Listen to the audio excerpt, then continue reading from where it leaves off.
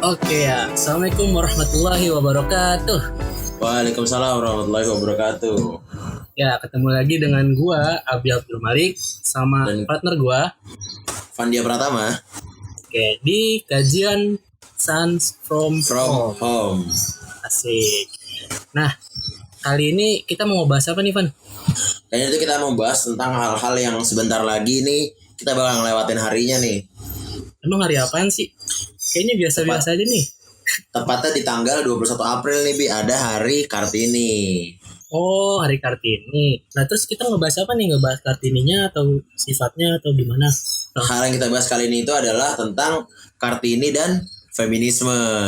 Jadi kita ngebandingin feminisme sama sifatnya Kartini yang seharusnya ya? Ya, kan banyak juga tuh yang bilang kalau Kartini itu adalah tokoh feminisme ya. Nah, di sini nih kita mau kupas tuntas nih bareng narasumbernya nanti. Wih, mantep nih. Mantul. Tapi kayaknya enaknya jangan kita yang bawain nih Bi, soalnya narasumbernya perempuan. Silakan Bi dibacakan CV-nya. Nah, momot kali ini adalah Salsabila Aulia Ulimaz. Nah, Yang biasa dipanggil Caca. atau Bila atau Salsabila. Amanat saat ini Caca sebagai staf siar Tarbawi sama sebagai staf advokasi BMP BK. Wede. Oh, dan alamat rumahnya juga ada di Jakarta Timur. Wih, keren nih, cita-citanya juga jadi entrepreneur. Hobinya jalan-jalan. Traveling ya. Gila, Traveling. Dari BK UNJ jelas ya 2019. Dia juga masih Sekarang- mahasiswa. Iya, berarti masih aktif ya mahasiswa ya. Masih aktif. Terkait pendidikannya nih, Wan. Surat pendidikannya itu dari Ponpes MI Watoniah Pusat Putri, SMPN 146 Jakarta, SMKN 48 Jakarta jurusan Broadcasting, dan BK FEB UNJ. Wih, dari broadcasting nih, berarti terlatih Sudah- nih. Sudah terlatih Mantap ya. nih. Mantap. Terus juga dia riwayat organisasi sebagai divisi siar RDKI 2018 Staf advokasi BMP juga. dan sebagai staf siar Tarbawi. Katanya sih dia di SMA tuh banyak nih riwayat Banyak organisasinya. Dia nggak mau sombong mungkin ya. Iya bener. Oke, Langsung aja kali ya Bi, langsung nih. iya langsung aja kita oper lah ke Iya, momot silakan. kita hari ini. Ya silakan momot, waktu dan tempatnya milik pulau kita nih minjem. Tafadhol. Ya.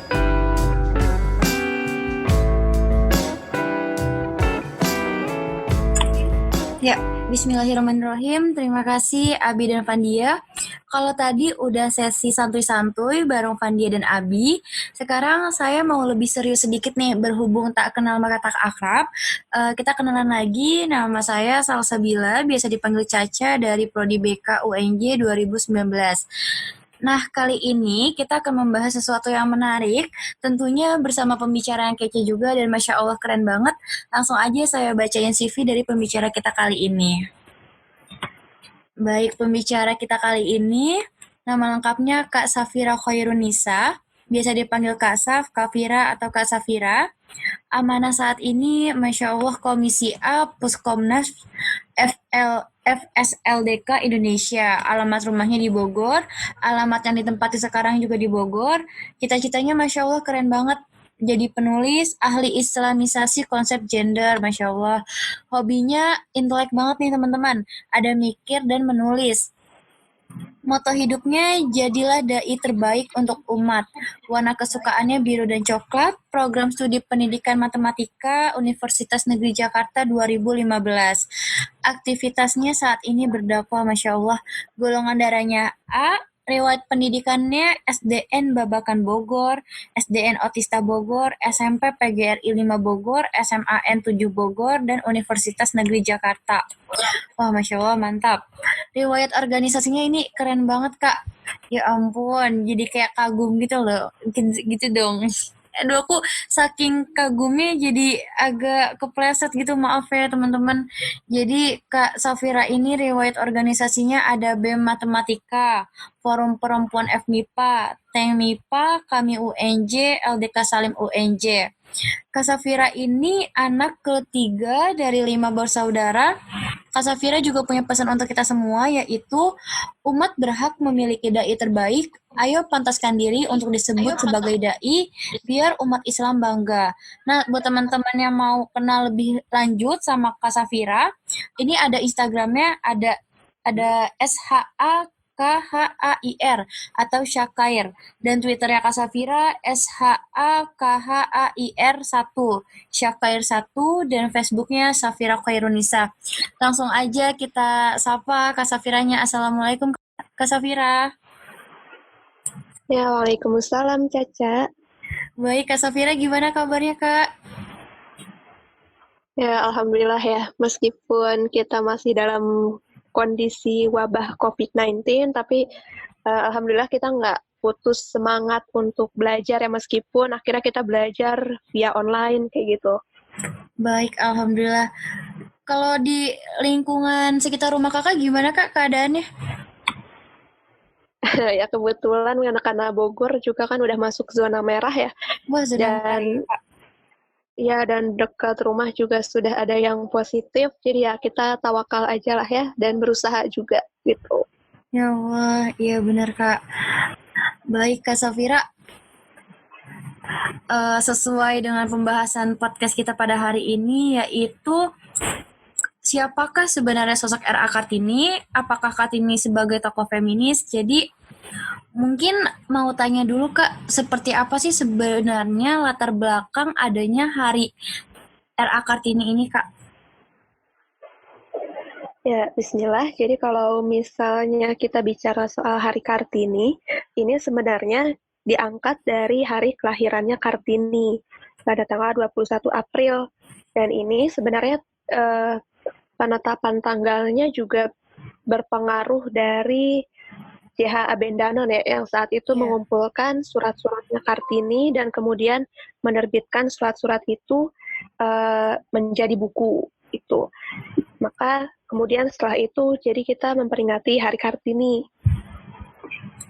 Baik Kak, buku yang Kakak maksud itu yang berjudul Habis Gelap Terbitlah Terang bukan Kak? Yap. Nah baik Kak, kan tentu nih Kak kita semua mengenal sebuah buku dengan judul yang tadi kita sudah sebutkan. Mungkin hal ini yang dianggap bahwa R.A. Kartini memiliki ide feminisme. Menurut Kakak, apakah benar R.A. Kartini adalah aktivis dalam feminisme dan mungkin bisa dijelaskan Kak mengenai perjalanan hidup R.A. Kartini sampai akhirnya banyak orang yang menganggap beliau adalah seorang feminisme Kak? Nah, mungkin pertama kita bahas mengenai Kartini dulu ya. Iya Kak. Jadi sebenarnya ketika kita bicara soal Kartini, kesulitannya adalah minim referensi. Yang pertama, Kartini itu minim menulis. Yang kedua, minim saksi. Kenapa Kartini minim menulis? Karena beliau ini kebanyakan menuliskan ide atau gagasannya melalui surat-surat. Surat yang dikirimkan ke Stella, teman penanya di Belanda, atau kepada J.H. Abendanon, kepada Nyonya Ovingsur gitu. Nah, jadi tidak menuliskan gagasan secara langsung gitu. Kalau minim saksi, kalau kita lihat dari identitas keluarganya Kartini, sebenarnya Kartini itu dia tidak dekat dengan orang tuanya, mungkin karena kultur Jawa saat itu komunikasi antara anak kepada orang tua itu kaku gitu. Jadi Kartini ini dia tidak dekat kepada ibunya, dan Kartini ini kan dia anak kelima dari 11 bersaudara. Iya. Nah, dia ini tidak dekat dengan saudara-saudaranya. Dia hanya dekat dengan Sosro Kartono. Yang kemudian nanti Sosro Kartono ini akan banyak berperan dalam sejarah Indonesia gitu. Dan Kartini juga sebenarnya dia dekat dengan ayahnya, cuman ya itu tadi karena hubungan antara anak dan orang tua itu kaku, jadi tidak banyak komunikasi antara Kartini dengan ayahnya. Nah, jadi Kartini ini sebenarnya dia keturunan Ningrat, keturunan bangsawan. Bangsawan, iya ya. Ayahnya ini Raden Mas Adipati Aryo Sosro Ningrat. Beliau ini Bupati Jepara. Kakeknya Kartini ini Pangeran Aryo Condronegoro. Dulunya juga Bupati Demak. Kebetulan di tahun 1902, di seluruh Pulau Jawa itu hanya 4 orang yang pandai menulis dan bercakap bahasa Belanda. Salah duanya, yaitu ayah Kartini yang merupakan Bupati Jepara, dan pamannya Kartini, Pangeran Aryo Hadiningrat, yang merupakan Bupati Demak. Nah, Kartini ini, karena dia keturunan bangsawan dan keturunan terpelajar, suatu hari beliau ini sekolah di sekolah Belanda. Teman-temannya ini semuanya orang Belanda, sehingga akhirnya wajar di kepala Kartini perempuan-perempuan maju adalah perempuan bebas seperti perempuan-perempuan Belanda. Iya benar Kak. Nah, tetapi ketika usianya 12 tahun, Kartini harus menghentikan pendidikannya karena saat itu beliau dipingit.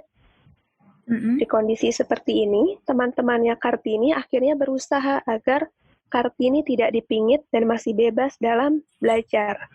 Tapi kondisinya ayahnya Kartini ini orang yang keras memegang adat pingitan. Akhirnya ketika teman-temannya Kartini ini pergi ke Belanda, aktivitas komunikasi ini berjalannya lewat surat menyurat. Nah, suatu hari Kartini ini bertanya sama kakaknya, kalau aku tidak sekolah, aku jadi apa? Nah, kakaknya ini kemudian mengatakan, ya apalagi kalau bukan menjadi Raden Ayu. Nah, Kartini ini saat itu tidak tahu Raden Ayu itu seperti apa. Tapi kemudian dia mencari tahu bagaimana kondisi orang-orang yang disebut Raden Ayu. Gitu. Dan akhirnya Kartini tidak ingin disebut sebagai Raden Ayu. Makanya Pramudia Anantatur kemudian menuliskan buku mengenai Kartini, judulnya Panggil Aku Kartini Saja. Gitu. Nah, karena kedekatan antara Kartini dengan keluarganya pun tidak terlalu dekat, maka mencari sumber dari keluarganya pun akan sulit. Gitu. Karena beliau ini dekatnya dengan Stella Abendanen, Nyonya Ovingsur. Bahkan Nyonya Ovingsur ini sering disebut ibu oleh Kartini. Kedekatannya bahkan lebih dekat dari ibu kandungnya sendiri. Sayangnya kemudian Nyonya Ovingsur ini harus dipindah ke Jombang. Nah, pertanyaannya adalah, apakah semua perempuan di Jawa saat itu tidak memiliki kesempatan belajar seperti Kartini? Kalau kita lihat sejarahnya, ternyata tercatat sekitar 3.000 lebih perempuan itu bersekolah. Tapi memang tidak semua mendapatkan kesempatan itu. Nah, Kartini ini memiliki banyak cita-cita. Beliau itu ingin sekolah kedokteran. Beliau ingin sekolah guru supaya bisa membangun sekolah. Nah, beliau ini menyuarakan idenya bahwa beliau ingin sekolah guru di Betawi untuk bisa membangun sekolah kepada J.H. Abendanen. Tapi kata Abendanen, tidak perlu sekolah guru. Karena di Jawa Barat itu ada Dewi Sartika, di mana beliau tidak mengalami sekolah guru, tetapi beliau bisa membangun sekolah untuk masyarakat. Nah, dari kalimatnya Abendanen ini kita bisa mendapatkan informasi bahwa ternyata di masanya Kartini, beliau ini hidup satu masa dengan Dewi Sartika, yang ternyata sudah lebih dulu membangun sekolah. Akhirnya Kartini kemudian mengajak adiknya, namanya Kardinah, untuk membangun sekolah. Nah, akhirnya kedekatan antara Kartini dengan adiknya ini, Kardinah, suatu hari yang membuat kita lebih mempercayai buku yang ditulis oleh cucunya Kardinah. Judulnya itu Kartini Sebuah Biografi. Itu. Makanya sebenarnya buku-buku yang tersebar mengenai Kartini ini mayoritas lebih menerjemahkan pemikirannya Kartini dalam surat-surat yang beliau tulis, dan kemudian menghubungkan dengan kondisi masyarakat saat itu. Gitu. Nah, pertanyaannya juga, apakah seorang Kartini adalah seorang feminis? Kalau menurut Susan Osborn, feminisme itu adalah sebuah worldview. Nah, sebagai suatu worldview atau pandangan hidup, feminisme ini punya banyak konsep. Ada konsep Tuhan, konsep tubuh, konsep gender, konsep seksualitas gitu. Nah, kapan seorang perempuan ini dikatakan feminis? Yaitu ketika dia sepakat dengan konsep-konsep yang ada pada feminisme. Nah, Baik, Kak. kemudian muncul lagi pertanyaan, apakah yang diperjuangkan oleh Kartini itu adalah kesetaraan gender? Nah, antara emansipasi dengan kesetaraan gender itu berbeda. Apalagi kesetaraan gender ini bermasalah pada konsep gendernya. Karena kalau dalam konsep gender sendiri, dia memiliki beberapa turunan. Yang pertama, gender identity atau identitas gender. Yang kedua, gender expression atau ekspresi gender. Dan yang ketiga adalah orientasi seksual. Identitas gender itu bagaimana seseorang kemudian mengidentifikasikan dirinya. Jadi identitas gender ini bisa sesuai dengan jenis kelaminnya sejak lahir, bisa juga berbeda. Jadi sesuai dengan keinginan. Atau kalau misalnya teman-teman pernah membuat email, itu biasanya kan teman-teman disuruh mengisi ya, identitas gendernya male, female, atau older gitu. Nah, jadi jenis identitas gender lainnya itu adalah older atau bisa disebut orang-orang itu menyebutnya queer. Queer itu adalah orang-orang yang tidak mengidentifikasikan dirinya pada gender tertentu. Mereka ini mengklaim bahwa gender mereka ini cair, gender fluid. Jadi terkadang menganggap diri mereka ini perempuan, tapi di saat-saat tertentu mereka juga menganggap dirinya ini laki-laki. Jadi mereka tidak langsung mengidentifikasikan gendernya. Nah, yang kedua adalah ekspresi gender. Ekspresi gender ini adalah bagaimana seseorang menampilkan dirinya di publik. Sangat mungkin kan seorang laki-laki menampilkan gender expression-nya ini bersifat feminin, dan bisa juga sebaliknya. Makanya di gender expression ini kemudian muncul feminin, maskulin. Nah, yang ketiga adalah orientasi seksual. Orientasi seksual adalah ketertarikan seseorang secara emosional maupun seksual terhadap jenis kelamin tertentu. Nah, orientasi seksual ini adalah ketertarikannya bisa kepada lawan jenis, sesama jenis, maupun kedua-duanya. Jadi, kalau kita bicara soal kesetaraan gender, itu bukan bicara soal kesetaraan antara laki-laki dan perempuan, tetapi kesetaraan gender dengan turunan-turunan tadi. Yang artinya ketika kita bicara soal kesetaraan gender, mau tidak mau, kita mengadvokasi LGBT di dalamnya. Sedangkan kalau misalnya kita lihat dari suratnya Kartini atau buku-buku yang menjadi referensinya Kartini, itu beliau sama sekali tidak bicara soal orientasi seksual. Makanya emansipasi dengan kesetaraan gender itu berbeda.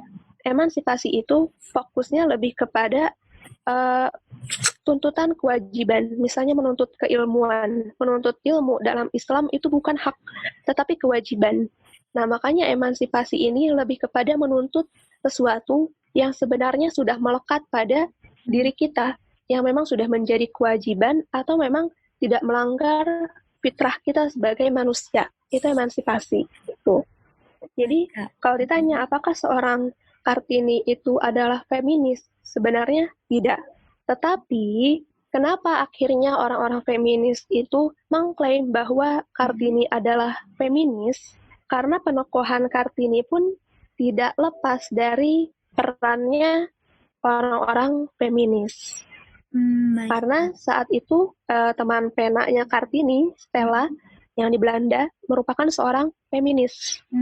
Nah, kalau kita lihat Abendanon pun, beliau itu adalah orang Belanda yang kemudian mendukung agenda-agenda feminisme, kesetaraan gender, begitu. Baik, Kak. Berarti kalau kita lihat di sini ya, Kak, dari sejarah memang R.A. Kartini ini memiliki pencapaian yang pertama mungkin mendirikan sekolah untuk perempuan, dan kedua mencetuskan dan mengembangkan gerakan emansipasi wanita dari tulisan dan pemikirannya. Namun arti feminis ala Kartini ini hanya sebatas dalam angan dan bentuk keprihatinan semata ya Kak pada zaman itu, dimana kan memang nggak semua perempuan mungkin dapat hak untuk sekolah ya Kak. Nah, sebenarnya yang pertama, kalau kita buka lagi kepada catatan sejarah ya, Kartini itu memang awalnya bersama Kardinah itu hendak mendirikan sekolah. Tetapi karena Kardinahnya itu mau menikah saat itu, akhirnya Kartini tidak jadi mendirikan sekolah sesuai dengan cita-citanya. Kenapa? Karena saat itu kondisinya Kartini itu bukan seorang penggerak sosial, bukan seorang pemimpin, bukan seseorang yang dikenal oleh masyarakat. Nah, makanya saat itu teman satu-satunya itu hanyalah Kardinah. Makanya ketika Kardinah menikah, akhirnya Kartini tidak jadi mendirikan sekolah. Lalu bagaimana dengan sekolah Kartini? Itu didirikan oleh teman-temannya di Belanda dan juga peran dari Abendanon untuk menghargai pemikirannya Kartini. Itu. Nah, makanya pendirian sekolahnya itu pun tidak lepas dari peranannya Kartini. Itu yang pertama. Yang kedua itu Tadi yang kedua soal RA Kartini ini mencetuskan mengembangkan gerakan emansipasi wanita dari tulisan dan pemikirannya. Jadi bentuk feminis ala Kartini ini hanya sebatas dalam angan dan bentuk keprihatinan semata. ya, jadi kalau misalnya kita katakan Kartini ini pencetus emansipasi, benar. Tapi kadang kan banyak orang yang kemudian mengatakan bahwa Kartini itu yang mengawali Gerakan perjuangan emansipasi. Oh iya. Ya, nah sebenarnya kalau kita lihat pun di masa Kartini itu kan seperti yang dikatakan oleh Abendanon tadi ya, ada Dewi Sartika di Jawa Barat yang beliau ini sudah mendirikan sekolah lebih dulu. Posisinya pun sama, Dewi Sartika ini seorang bangsawan gitu. Atau di daerah Sumatera Barat itu sudah ada Rohana Kudus. Rohana Kudus itu beliau jurnalis perempuan pertama. Atau ada Maria Walanda Maramis dan pejuang-pejuang lainnya. Gitu. Makanya kalau kita katakan Kartini adalah penggerak atau pemikir emansipasi wanita, itu benar. Tetapi apabila dikatakan Kartini adalah orang yang mencetuskan emansipasi wanita pertama, itu kurang tepat gitu. Karena di masanya Kartini itu ada penggerak yang sudah lebih masif pergerakannya. Baik Kak, berarti memang dari sini kita sudah tahu ya Kak bahwa masih banyak tokoh perempuan juga yang memperjuangkan hak pendidikan untuk perempuan pada saat itu ya Kak ya? Iya, benar. Oh ya Kak, sedikit mengulas, mungkin juga bisa disampaikan kali ya Kak, bahwa kan Kartini ini katanya adalah istri keempat dan beliau pun sempat menulis surat pada temannya. Di dalam buku Surat-Surat Kartini halaman 348 ada statement bahwa Kartini menyampaikan bahwa dirinya sama sekali tidak tertindas gitu, bahwa Kartini menyampaikan ke teman-temannya melalui surat kali ya Kak, bahwa ya sampai saat ini Kartini juga nggak merasa dia ditindas gitu Kak. Jadi selama ini mungkin apa ya Kak, mungkin itu yang pada akhirnya Kartini sendiri merasa bahwa jadi sebenarnya bukan sebagai penggiat feminisme. Betul gak Kak seperti itu? Atau ada yang ingin dikoreksi Kak? Ya, jadi memang awalnya sebenarnya Kartini itu menolak poligami gitu. Awalnya menolak poligami. Tetapi setelah melakukan perjalanan, suatu hari kan Kartini itu dia belajar kepada Kiai Haji Soleh Darat.